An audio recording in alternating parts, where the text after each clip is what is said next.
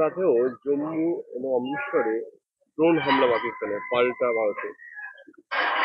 পাকিস্তানের প্র্যাকটিক্যালি এই 2-3 দিনেই কোমর ভেঙে গেছে।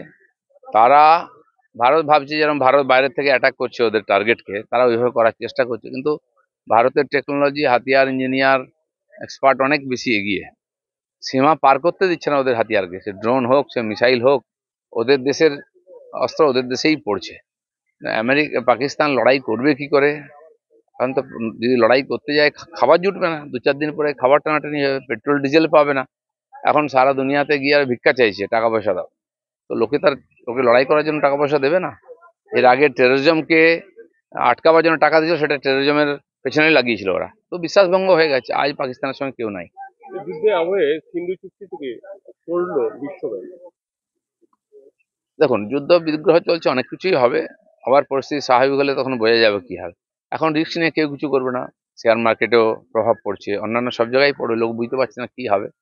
তো সেই জন্য এই ধরনের চুক্তি ইত্যাদি ভারত যেমন আগেই সব ক্যান্সেল করে দিয়েছে, কারণ পাকিস্তান কোনো চুক্তি কোনোদিন মানেনি। তো ভারত আর তার জবাব দিচ্ছে। চলো। हिंदी भोर होने से ठीक पहले जम्मू में एक भयानक विस्फोट। দেখুন, যেদিন থেকে ওই ঘটনা ঘটেছে আর কাশ্মীরে, তারপর থেকে বহু বৈঠক মিটিং হয়েছে, এবং ঘটনা আমাদের সে শক্তি ছিল সঙ্গে সঙ্গে আক্রমণ করতে পারি, কিন্তু দুনিয়াকে জানাতে হবে যে আমরা কেন করছি, কি করতে চাইছি। ভারতের প্রত্যেকটি নাগরিককে সঙ্গে নিতে হবে। সেজন্য বিভিন্নভাবে সাধারণ জনতার সামনে পরিস্থিতিকে তুলে ধরে সরকার কি করতে চায় সেটা সরকার বোঝাবার চেষ্টা করেছে।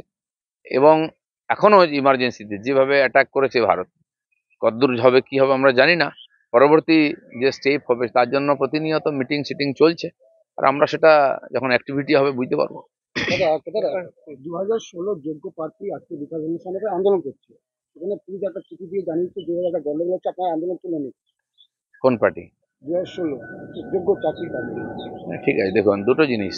এক তো চাকরি প্রার্থী যারা আছেন তারা আন্দোলন আজ করছেন না, কয়েক বছর করছেন। আর বিভিন্ন ধরনের teacher, part time, para teacher, এসএসসিতে যারা পাশ করেছেন চাকরি পাননি, এরকম বহু, এবং বর্তমান যে 26,000-এর চাকরি গেছে, আর প্যারা টিচার আছেন প্রায় 30-35,000। তারা লড়াই করছেন তাদের হকের জন্য, লড়াই চলবে। তো এটা ঠিক যে সরকার যে দিক নির্দেশ জারি করেছে বা কখনো মকডিল হচ্ছে, এটা মাথায় রেখে তাদের আন্দোলন করা উচিত, যাতে সমাজ, সাধারণ মানুষ, পুলিশ, প্রশাসন এই যুদ্ধের সময় অসুবিধা না পড়ে। কিন্তু আন্দোলন বন্ধ করার কথা কেউ বলছে না, বিভিন্ন রকম ভেদ আছে, বা যেখানে সেখানে জমায়েত হলে সেটাও রিস্কের ব্যাপার আছে। তো সেটা জেনে আমার মনে হয় আন্দোলনটা করা উচিত, আন্দোলন অবশ্যই করা উচিত।